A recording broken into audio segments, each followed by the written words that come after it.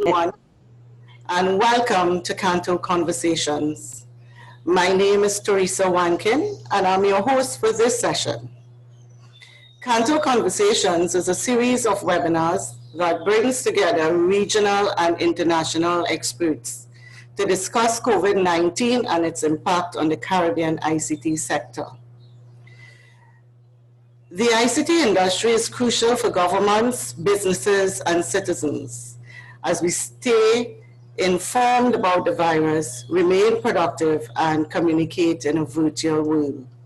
More and more organizations are working from home, and there is an exponential rise in the demand for data as video calls, client meetings, and team briefings become the new normal.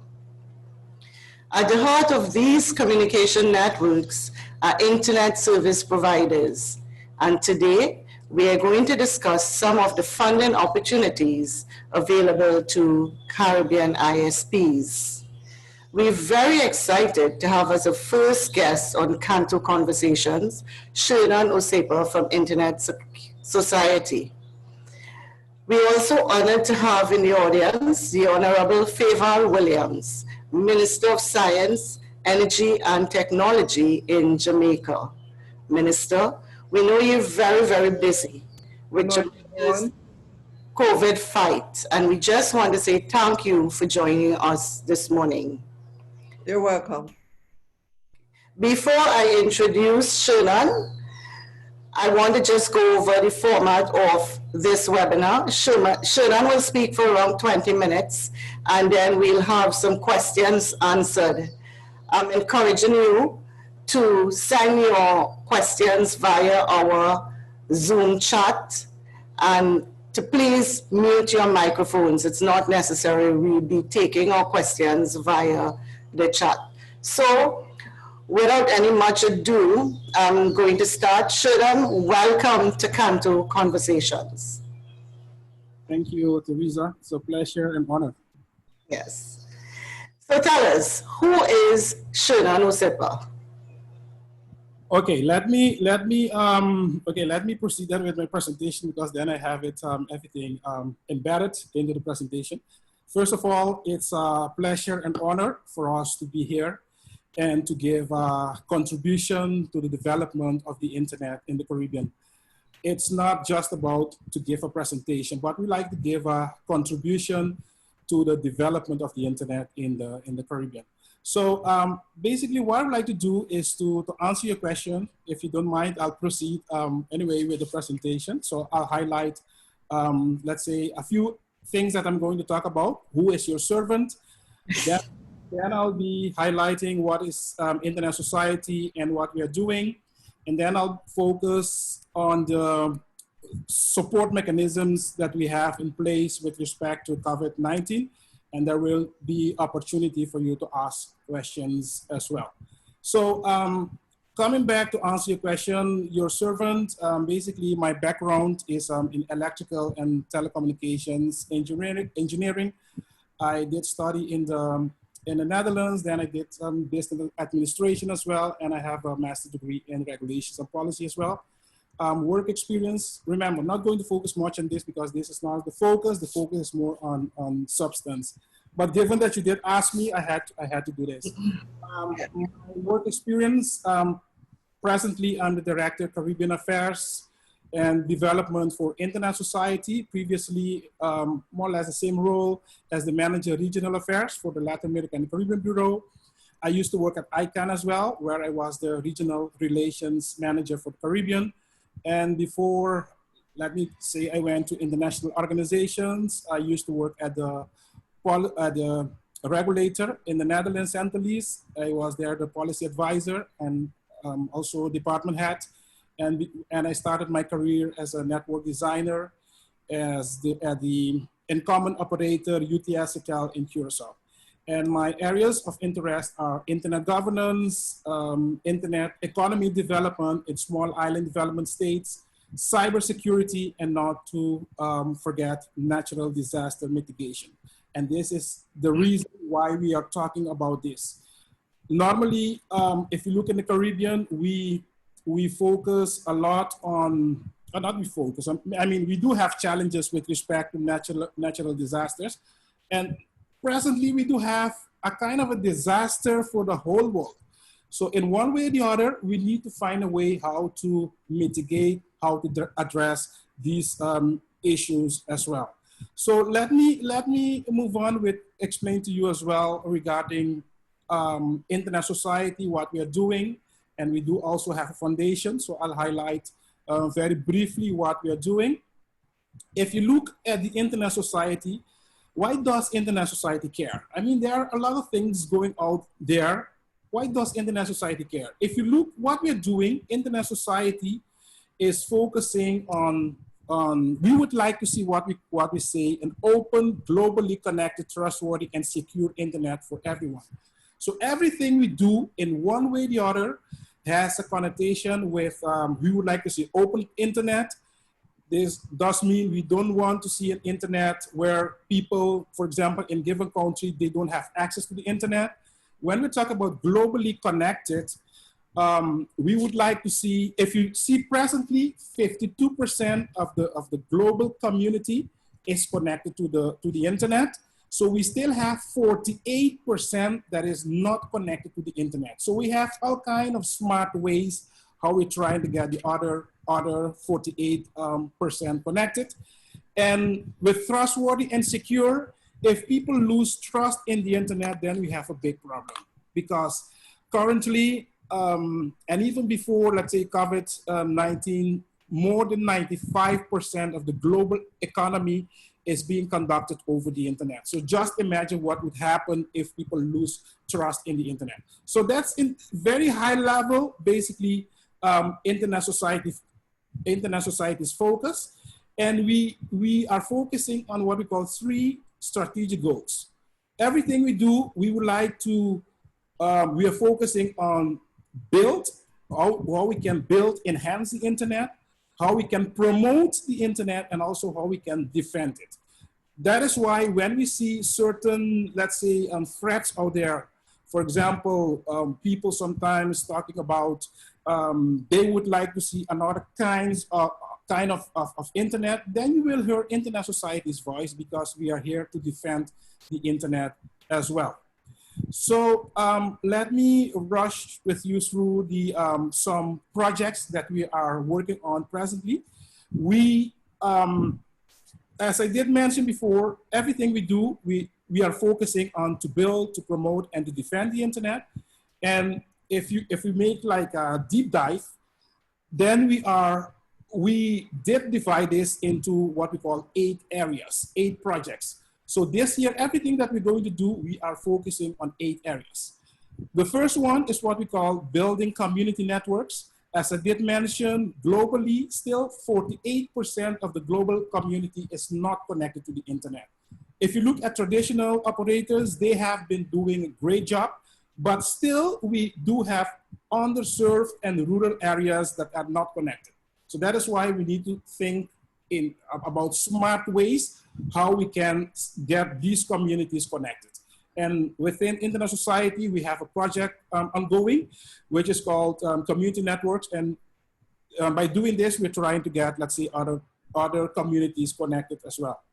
We are focusing on infrastructure, especially, let's say, ISPs. We're trying to help them to enhance their infrastructure, and also to internet exchange points, because they are very critical in having, for example, content very close to the community, and also to enhance the internet experience. So this is also another project that we are working on. So if you see, I did put, for example, building community in yellow, and I did put also fostering infrastructure and technical community in yellow. The other ones, the other 6 projects that we are focusing on, for example, measuring the internet.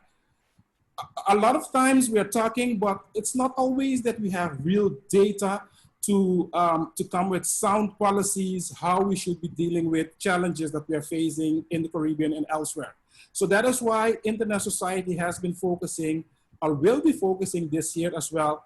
How can we get more data with respect to the internet? How can we help, for example, policymakers and governments with key data in order for them to take sound decisions? So this is also one big area that we will be working on this year. Another project that we have this year is what we call promoting the internet way of networking. And what this does mean is, if you look the structure, how the internet functions nowadays, as I did mention, initially we are seeing some threats out there, but the internet is what it is based on its structure. It's very resilient, the internet itself, the internet structure. For example, nowadays, a lot of people are using the internet, but the internet didn't break because it's very resilient. And when I'm talking about the internet, I'm not talking about maybe your server provider you a kind of service. I'm talking about the infrastructure of the internet itself at the global level. And we would like to enhance it, and that's the way we are promoting this, the internet way of networking as well. We do have also another project that we are focusing on, which is called Securing Global Routing. And MANNER stands for Mutual Agreed Norms on Routing Security. If you look at the internet, it has two main components. We do have what we call the domain names. For example, Teresa.com, that would be a domain name. But the internet, it consists out of different what we call networks. And all these networks have to connect in one way or the other to each other. So if you would like to go from network A to network B, then you have to use a kind of what we call a route. And there are threats out there with hackers and others trying to break, for example, when people are trying to send traffic from one network to the other. And this particular project is focusing on how can we ensure that all these internet routes are secure, okay? We do have another project that we're focusing on as well is the encryption. And with encryption, basically what we're trying to do is to discuss with policymakers and governments and others, and also let's say ISPs, internet service providers, in order for them to promote encryption. For example, if I would like to send a given information to you, Teresa, I don't want others, I don't want Jenny, for example, to intercept basically what I have been sending to you. And this, if this happens, then we have a big problem. If you're using, for example, your credit card or other confidential, let's say, services, then we have a threat out there. So we do have a project focusing on encryption as well. And we do have also a project focusing on what we call increasing time security.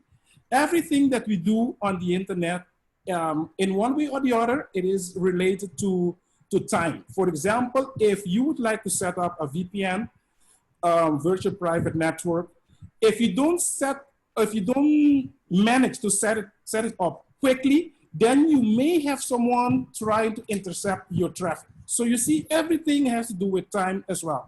So we do have also a project focusing on time security.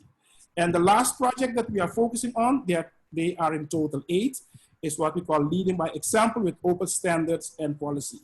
If you reach, for example, a traffic intersection and you see this kind of light, it brings confusion. We don't know what it is. And this is the exactly thing with the internet. The internet too, it functions based on some, let's say, what we call standards. So if you may come with another standard that doesn't fit in the standard that we call this thing the internet, then we have a problem as well. And Internet Society, through what we call the Internet Engineering Task Force, is promoting all these kind of open standards. So that's it in a nutshell, basically what Internet Society is doing. We do also have a foundation. This was formed last year, February, because we have seen during the years that there are areas where, let's say, the existing Internet Society cannot manage or non-manage, cannot deal with, because they are not part of our mandate. So that is why since last year we have an Internet Society Foundation. which is focusing on specific area that normally the Internet Society organization cannot address. And given that we are here in the Caribbean, for example, I'll focus on the last one here, disaster, for example. And this is basically due to the work that we have been doing in the Caribbean, discussing with Internet Society leadership, and they decided to put this also as part of the work of the foundation. Because back then, we had a few challenges with disasters in the Caribbean, for example, but we couldn't address these because we didn't have any official mechanism in place within the organization. But now with the Internet Society Foundation, we are able to address these. Still, policies are being set in place, but in one way or the other, we can discuss this. So let me focus now a bit more on because here we can have the conversation. The support that we would like to do to give during, let's say, this whole COVID thing going on. Basically, within the Internet Society, when we talk about support during COVID-19, we are focusing on 3 areas. We are focusing on the internet service providers, the ISPs. We are focusing on the internet exchange points, and we are focusing on community networks. And the reason for this is, if you look at internet service providers, ISPs, they are very critical in providing internet services. Remember, we are the Internet Society. We are not the aviation society. So everything that we're doing, in one way or the other, it should have as a relationship with the internet. So, and there are 2. We have, let's say, these 3 areas that we're focusing on, and the way how we're doing this is by providing expertise. So we do have expertise if we don't have that particular expertise in-house, we do have expertise in what we call the Internet Society community. So we are attached to a lot of communities where we do have experts that can give also a contribution. So the first thing that we do, we can help with expertise from within the organization. The second thing that we can do is also to assist with equipment. So for example, if an IXP, for example, ISP,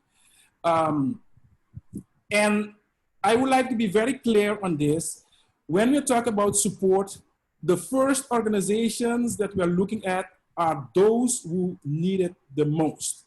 So we are not talking about the big giants, multi-billion-dollar organizations. They can help themselves.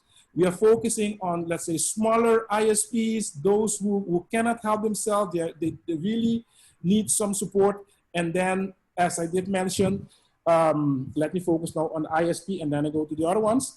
Then we can help with expertise and also with equipment. We do have within the Internet Society a lot of other organizations that are working with us and what I would call, let's say, our partners, and they are always willing, able, eager to support as well with regard to equipment and expertise. So we team up, we work together, and by doing that, we are trying to assist the region.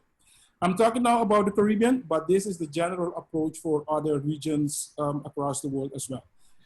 If you look, the other one is what we call the internet exchange points. These internet exchange points are also very critical when it comes to the internet, because we keep, let's say, local traffic local, so traffic that is not meant to go outside of the country, we can keep it local.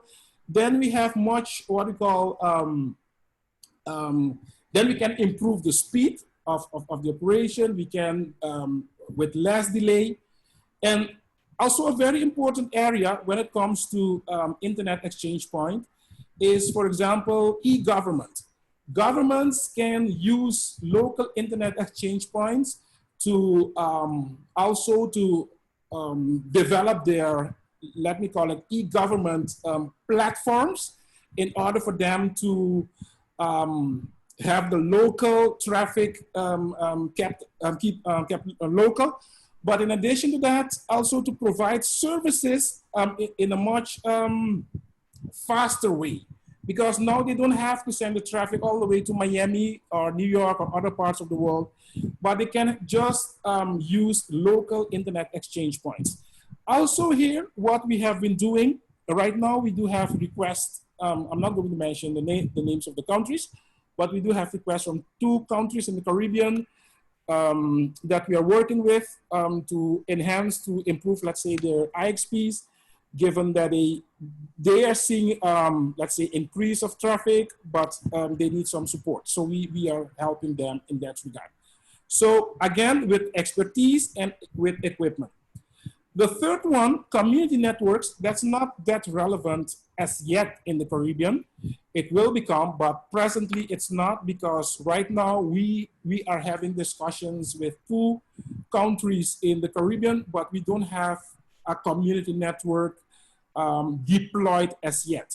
But if I can give an example, for example, of Latin America, in Argentina, for example, where we have a community network, and that particular community has reached out to us because they, with the whole COVID-19, let's say, drama going on right now, what they have seen is that presently, especially the youth, children, for example, living in that particular community, they need to stay at home. So this has put a given, let's say, pressure on the, let me call it the infrastructure, because this infrastructure was very simple, but now they need some enhancement with the technical infrastructure. So also in that particular case, Internet Society will be helping with equipment, with router, with switches, whatever that is needed in order for us to help them. So this is basically what the support that Internet Society is providing during, let's say, the COVID-19 challenge that the whole world is facing. So as I did mention, again, we are the Internet Society, so everything that we do should have a connotation with the internet. So, and given that we don't have unlimited resources, we will be looking also case by case cases, like that, in order for us to assist. So those who need it the most, those are the IXPs, IXPs, or community networks that we are working with in order for us to help them. Should we don't have, for example, that particular very specific expertise in-house, as I did mention, we are part of a wider community, and we can always work with a wider community in order for us to give a contribution. So that's basically what we're doing. Okay. I think I'm in my 20 minutes, and then we can move on with the questions. But over to you, Teresa, as the moderator. Thank you so much, Shernon. So there you have it. There is expertise and equipment assistance, opportunities for ISPs, IXPs, and community networks. So Shernon, one of the questions that I want to ask is, how do IXPs, how do these stakeholders access this opportunity? How can they get help, equipment, and expertise from Internet Society? Yes, I think as your main liaison for the Caribbean, they can reach out to me directly. My email address is there, osepa@isoc.org. We haven't, I didn't mention this, but we haven't put, let's say, on our website this whole information in a structured way, or we're not promoting it as such. The way how we are doing this is more like by what I would call like direct marketing. So you have the liaison in the different regions. For example, in my case, in the Caribbean, I've been reaching out to CANTO, to CARIBNOC, to other, let's say, institutions in the Caribbean. And by doing that, we are trying to help. So again, we don't have, as I did mention, we don't have a specific structure in place, we will be working with those who need, let's say, the support the most. With them, we will be working and to see how we can assist them. So the first thing they should do is just contact me. My email address is there, and then we can discuss it, and then we can see how we can help. Okay, so Shernon, tell us, so there's no criteria. You just have to be an operating IXP, ISP, or a community network. Yes. Remember, as I did mention, we don't have unlimited resources. So we are going to prioritize as well. For example, I'm not going to mention name, but for example, if a multi-billion ISP approaches us, then of course, I mean, that's a challenge, because we prefer to help another one, let's say a small ISP that doesn't have those funds to have themselves. You understand? But this doesn't mean that we discriminate. We will discuss with them. We will see what the options are. We have a lot of, let's say, partners that we are working with as well. And by doing that, we will always look for a way how we can give a contribution. So you will not hear me say, no, we are not going to talk to you, no. But let's discuss it and let's see how we can make the Caribbean better in this particular case. Okay, and the process, is it a simple process? How long does the application process take? Just email to you. Yes, again, it's not, we know that we are in a how do you call it, rush right now. We did it right now. For example, last week, I got a request from one particular IXP in the Caribbean, and we're already working with them. So to identify what they need. Of course, we need to verify with respect to transportation, given that still a lot of countries are locked down right now. So you may have a challenge. How are we going to send, let's say, equipment to those countries? Or maybe we should be looking at options, maybe if they can buy those equipment, if they are available in their own country. So we will discuss this. We will reach agreement how we're going to do this.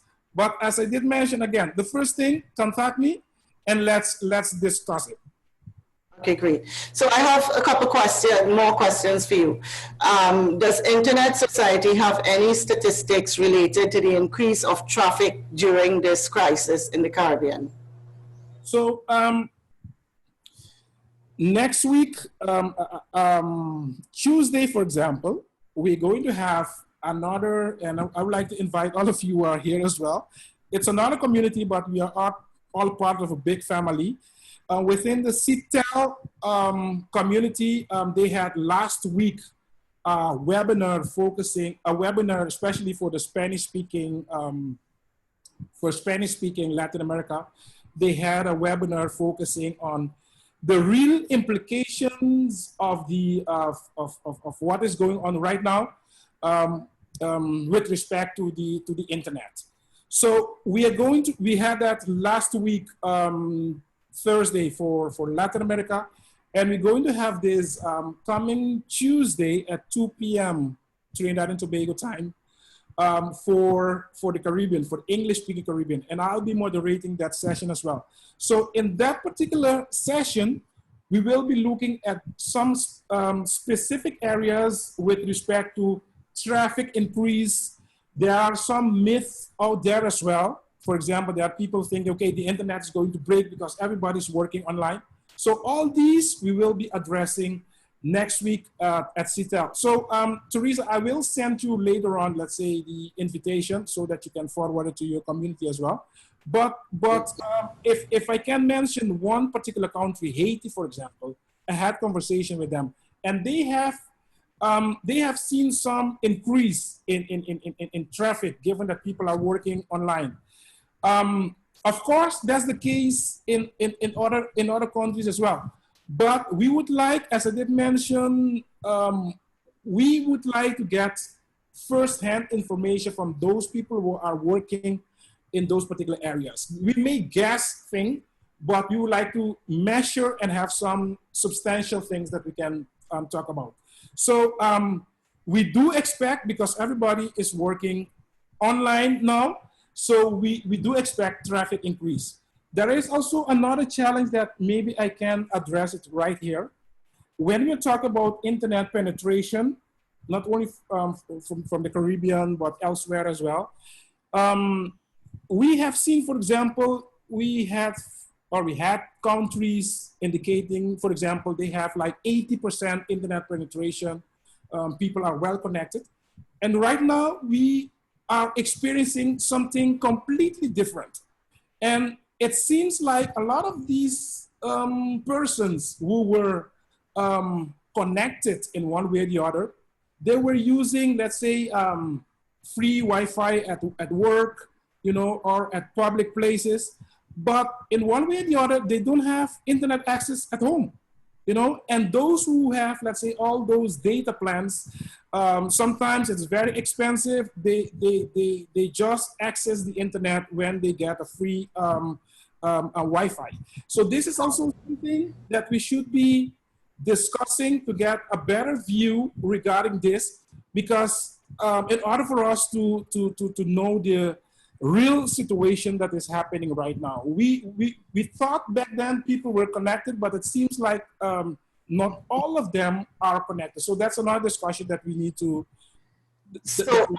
have. I have a question for you, leading right from that. It's what assistance, and this will apply to the foundation especially, what assistance can be provided to students? What we're finding is many students do not have computers and internet access at home. And they are unable in this new virtual world right now, everyone is home, to tune into most of the classes that their schools and all the other institutions are giving. So is there any room for assistance there, and who can we talk to? Yes, we do. If you look at, let's say, at the objectives of the foundation, I didn't highlight. I just went to the disaster, but we support, let's say, what we call support to our chapters, International Societies chapters, and also special interest groups.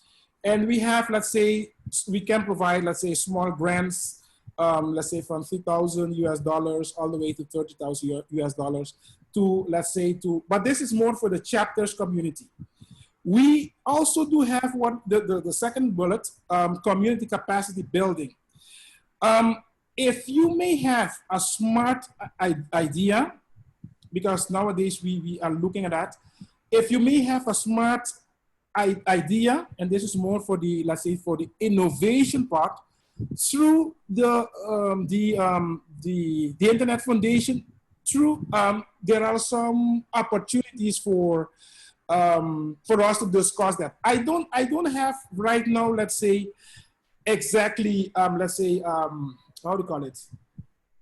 There is not such thing like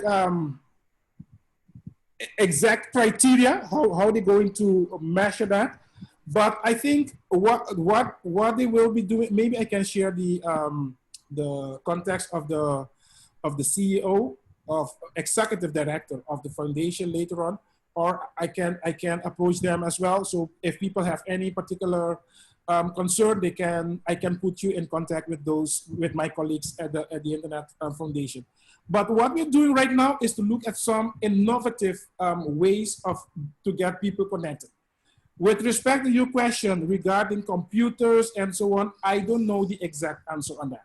So I can address, let's say, or approach, let's say, our colleagues at the foundation, and then they can give a better view on that. So what we're looking at right now is innovation. If you have, especially in this COVID-19 regime, let it put like that, if you're thinking on a very innovative way of using the internet, again, the internet should be there in one way or the other, and then we can always discuss that.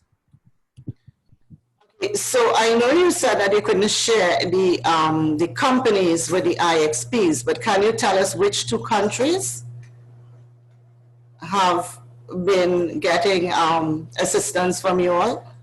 So basically, you're just asking me the same thing, but in another way, right? No, actually, because I think it's a good opportunity, especially for the smaller islands, to come together and approach internet society. So if you don't want to call the country name, I'm fine with that. It's a question. All right. I'm just kidding. We have Haiti, and also Barbados. Those are the two that we are working on with right now with their IXPs, Internet Exchange Points, to help them to enhance their infrastructure. So those are the ones right now that did request. From the other ones, I haven't heard anything. I mean, if things are fine, if you don't need any specific, let's say, assistance, that's fine as well, you know. So those who need it the most, and then we are willing to discuss with them how we can assist them. Okay, great. We have another, I have another question here dealing with encryption. Has the cost of the encryption you recommended become more manageable for small service providers? And that goes back to one of your earlier slides and one of the pillars. You want to share some information on that? So if you can you please repeat the question regarding encryption? What was it? The cost of encryption you recommend become more manageable for small service providers. Are you seeing the smaller service providers and their costs being more manageable over time? Yes, you don't have other option. If you don't encrypt your traffic, then you have a problem, because again, be it a big operator, a small one, medium one, whatever, if you don't encrypt your data, people would not trust you. So that's the key message. Your clients, customers, whatever, they should trust you. They should trust if I get service from Teresa Telecom, for example, that I'm sure that what I'm getting, people are not able to get to crack my information or to hack my information. So even as a smaller IXP, you don't have other option. You need to think about how to encrypt your data. And with regard, I didn't focus much on that. With regard to manners, for example, we are also working with IXPs in order for them to sign a kind of, let me call it, agreement at which they will be promoting, let's say, encryption, and we are working with them as well to make sure that they are in compliance. So you don't have other option living in this particular era right now. You don't have other option. That's something that you just need to do. Okay. So I have one other question. Do you have any educational outreach programs for the wider communities? So other than IXPs, community networks, and ISPs, do you have any other outreach program that the region can benefit from? Yes, and even we do have some, we used to have an online system, online training program. We got a new colleague who is focusing and who has been enhancing this whole, let's say, online training system. So we do, I can maybe provide you later on, let's say, some links that we can share with the, because all these people are in this particular community right now, that we can share with them. So yes, we are providing online trainings as well, focusing on these 8 areas, and with the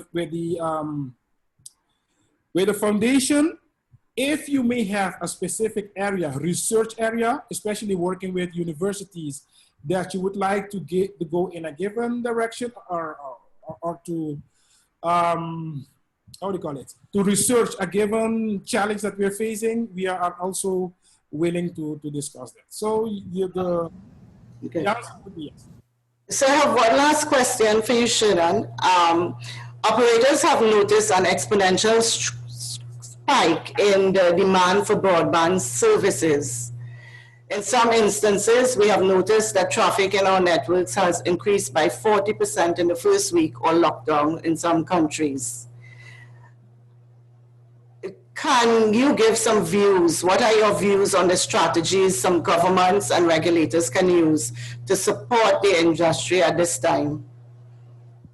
Again, when we talk about, because broadband is the way how you get access to the, I mean, that's the, how do you call it?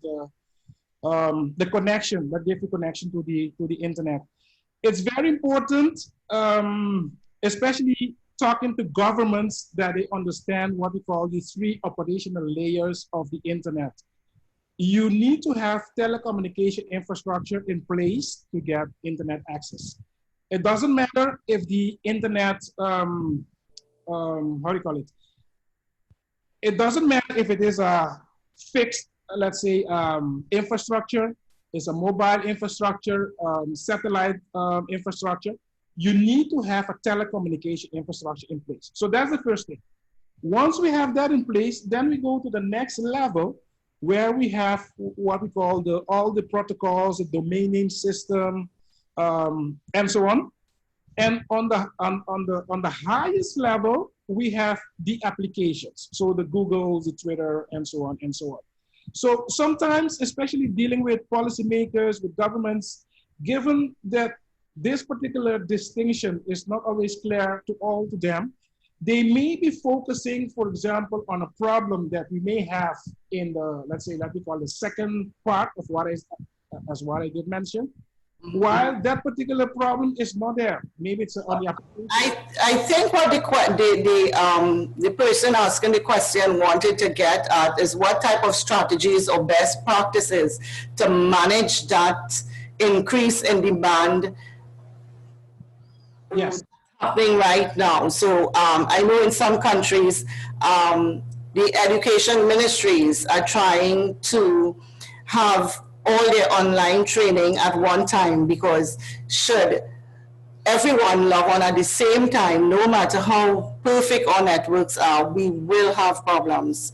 So I think that's the question, what kind of strategies can be implemented if we can ask people to maybe use Netflix from certain hours, and we don't want to go into that question right now because that might get us into trouble. But what are some of the strategies out there being used in some of the countries to ensure that the connection stays up and running during this high demand? I believe we do have, let's say, smart people at operators as well. Yes. We do have smart people, we do have engineers. And sorry that I'm going to say it like this right now. I think this is a great opportunities for all these smart, and people, please don't get me wrong on this, to all these smart engineers who are earning a lot of money, for them to come together and think on strategies how we can solve the problem. So because it's a technical problem, so that should be solved. It's very straightforward. If you do have a pipe, you don't have more space in that particular pipe, then you need to find a way how to give more, to broaden that pipe. So that simple is the answer.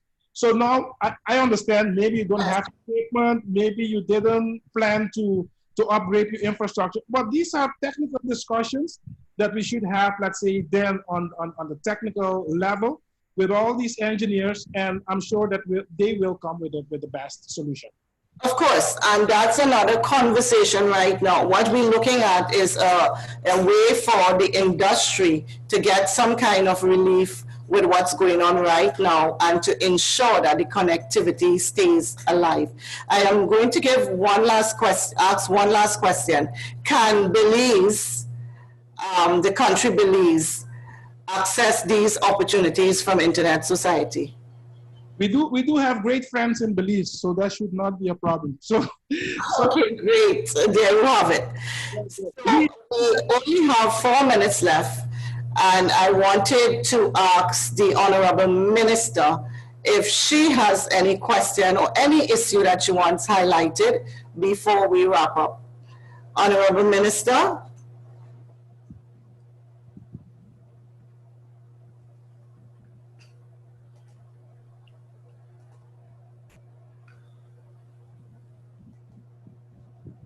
Okay. Sorry. Hello? Hello, yes, Honorable Minister. Hi. Hi, thank you so much for staying on this series. Do you have any issue you want highlighted? It could make good conversation for our next topic. Well, first, let me say that I was pleased to have gotten the notice about this conversation this morning. I listened well to all the projects that that the organization is working on, promoting the internet way of networking, securing global routing, encryption, leading by example with the open standards and protocol, and then your support during the COVID-19. All of those topics are of interest to us, in particular the encryption, because we are just in the process of deploying encryption here in Jamaica, you know, in our government system. So that is a topic I'd love to hear more about in the future. Open standards is something we have embraced as well. I don't think it's very well understood, so that would be a topic, go forward topic. In terms of your support during COVID, I understand that you say that the ISP in need should give you a call and be in touch with you. I think that's a very worthy initiative at this moment in time. I'm particularly interested as well in the community capacity building to understand what that is. And I share the concerns that you have as well with regards to the access that persons have, especially now during this COVID period when we all have to be at home, shelter in place, work from home. And there are students, I can tell you here in Jamaica, there are many, many students who have had to leave their institutions and go home, and they do not have internet access, or in cases where they do, they can't afford the data plan and so forth. As a government, we've engaged our telecom providers here to ensure that many of the websites that these students need to access are zero rated, meaning they do not have, they're not charged for it, they don't have to have a data plan. And so we've been able to broker that deal with our telecom providers. Additionally, we've roped in our cable providers as well to carry educational content, because there are many persons, they will have cable, but they might not have internet and so on. So we've patched together a network here to help our students while they're away from school to be able to get as best as possible the educational information that they need. So I'm saying all of this to say it's a great conversation this morning. I'm glad to be linked in with this particular organization, and I applaud the work that you're doing. Thank you so much, Minister. Thank you all for being a part of this conversation. Please join us on Thursday morning at 10 a.m. for a discussion on working from home, how to maintain focus and stay productive. Our guest for this topic is Ian Blanchard from Caribbean Institute of Coaching and Leadership. You can also follow us on our social media handles. It's on your screen right now. This has been broadcast on Facebook Live and YouTube, and you will also get a link to the video. Shernon information will also be forwarded to you all. Thank you all. Stay home, stay safe, and stay connected with CANTO. Thank you very much. Thank you, Shernon. Thank you. Thank you. Thank you, guys. Thank you. Great session.